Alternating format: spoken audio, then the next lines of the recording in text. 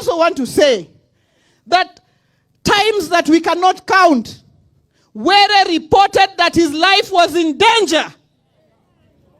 He reported here. I know that he even wrote to the Inspector General of Police. And I want the IG of Police to tell us, when Were reported all these issues, what did he do about it? What did he do about it? What did he do about it?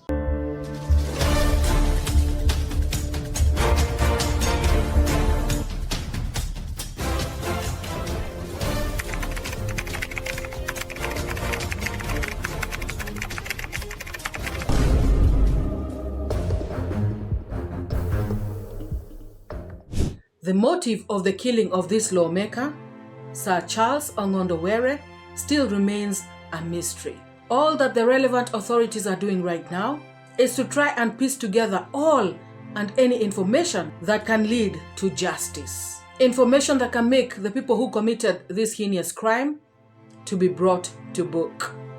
Detectives from Directorate of Criminal Investigations, together with the forensic experts, are on the ground working tirelessly to unravel this mystery. Hello everyone, welcome to Crime Stories Hub with Evelyn Mora. In this channel, we showcase crime stories that happen in Africa, particularly in Kenya, and also in the diaspora. The aim of these stories is to educate and to enlighten the audience so that we can be able to make better choices, and also so that we can be vigilant and aware of our surroundings. So please consider subscribing and liking this video at this moment so that we can bring you more of this kind of stories. According to the CCTV cameras, practically the whole day, a white Toyota Mark II Grande was parked opposite Parliament buildings at Equity Bank, right at the Harambee Avenue and Parliament Road intersection. So as the lawmaker's car was leaving Parliament buildings, a man could be seen getting out of the car that had been parked opposite Parliament buildings right at Equity Bank, and he quickly got onto a motorbike, and he could be seen following the lawmaker's car at a safe distance. This was on 30th of April 2025 at exactly 7:23 p.m. Those who know Nairobi very well know that from Parliament buildings to Valley Road is a straightforward route. Down Parliament Road, under the expressway, then join Haile Selassie Avenue, then take the roundabout onto Valley Road. It is fast, simple, and very logical. But Charles didn't take that route. I wonder why. The CCTV cameras showed the MP's car navigating through the long, winding Nairobi roads. He then stopped abruptly and made a sharp turn, then circled back. It's as though he was trying to shake off whoever was following him. Did he know he was being followed at this point? He probably thought he could outdrive this threat. But the predator was unwavering, unshaken. He was still trailing him. So at exactly 7:49 p.m., the MP's car stops at Wabera Street. His bodyguard then walks out and goes into an M-Pesa shop where he deposits 20,000 Kenya shillings. He then walks into the car. But at this point, CCTV cameras capture a man walking right outside the M-Pesa shop. This man is the one who was on top of the motorbike that was trailing the MP. At this point, the Kasipul Bondo MP, together with his armed bodyguard and his driver, were in their car, driving through the Nairobi traffic. In hot but slow pursuit was this gunman who was following closely on the motorbike. They had now reached the City Mortuary roundabout near Daystar University. At this point, the lawmaker's car stopped to obey the traffic lights. There was a traffic policeman controlling traffic, but this did not deter the gunman. So at this point, the gunman came off the motorbike and walked majestically towards the lawmaker's car. It was only a few steps, and then he opened fire. Everything had come to a screeching halt at the traffic lights. The CCTV cameras blinking above And remember, the traffic policeman was right there, just a few meters away. And there were dozens of witnesses who were caught up in this gridlock. But this man, the gunman, he didn't care. This was his opportunity, and he has got to seize it. So he did what he had to do. And his execution style proved that he is no ordinary hitman. This was a grandmaster, a professional, so to speak. This man did 6 rounds, clean and controlled. And these were not just random shots. They formed a triangle. This was a pattern used in elite assassination. 2 bullets went through the lower door panel, targeting the kidneys and the spine. 2 more were fired through the base, entering the pelvic region, and the last 2 straight to the chest. This was done with no mercy, without hesitation, without emotion. This did not signify vengeance. This signified mathematics, calculated moves, 6 bullets at the right places at the right time. This clearly showed that this hitman was not shooting to scare, but he shot not to miss. He did not panic. He did not waver. It was mastery at his game. And then, just like a shadow, he vanished and did not look back. He hopped onto the motorbike and drove towards the CBD and into the Nairobi chaos. This was a clear and brutal message that even those in power cannot be spared, or they are not safe. That was a clear warning. But who killed the member of parliament of Kasipul Kabondo, and why? Who would want this man dead? What did he do to anybody? Why this kind of vengeance?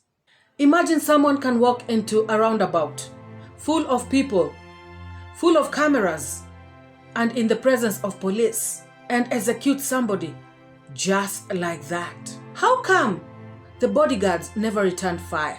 It is said that both the bodyguard and the driver are policemen. Let us put the issue of the driver aside. The bodyguard, trained, armed, did not fire 1 shot, while the gunman fired 6 shots. What is going on? The story has it that this bodyguard coiled in the back seat as if to hide under the seat, and he played dead, and immediately the gunfire stopped. He tried to get out and run after these assassins, but he was too late, and the first priority, he thought, was to take the MP to hospital. So they rushed him to Nairobi Hospital, where he was pronounced dead on arrival.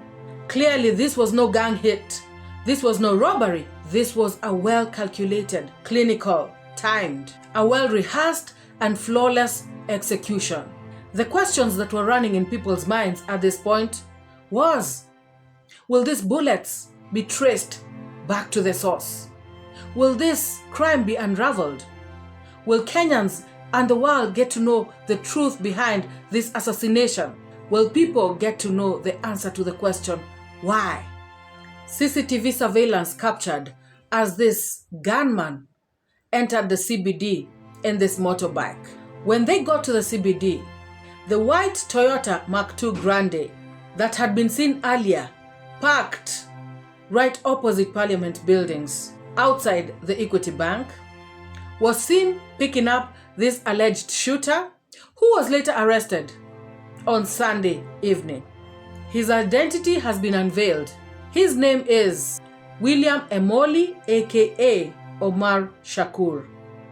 As at now, 10 suspects have already been arrested in connection with this assassination. This includes Philip Aroko, who was a competitor of the slain Lawmaker. He has been accused of being part of this assassination, and he decided to surrender himself to the Gigiri police station for questioning. He appeared at the station together with his lawyer, Danstan Omari. A church service was held for him today on the 8th of May 2025, ahead of tomorrow's burial, which is going to be on 9th of May 2025.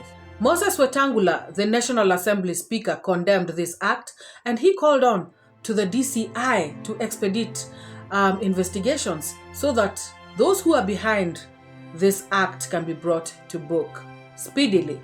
Homa Bay County Commissioner Moses Leland appealed to Homa Bay County people to stay calm during this period. This assassination has caused a lot of controversy within the country, and it has also elicited a lot of mixed reactions amongst people. Stories have come out that this particular MP was actually not a good people to his constituents. So one theory says that maybe it is because of how he treated people in his constituency. That is why some of them felt the need to organize for his assassination. Other people said that that is not possible because he was elected and he was voted in massively. It was actually a landslide win for him.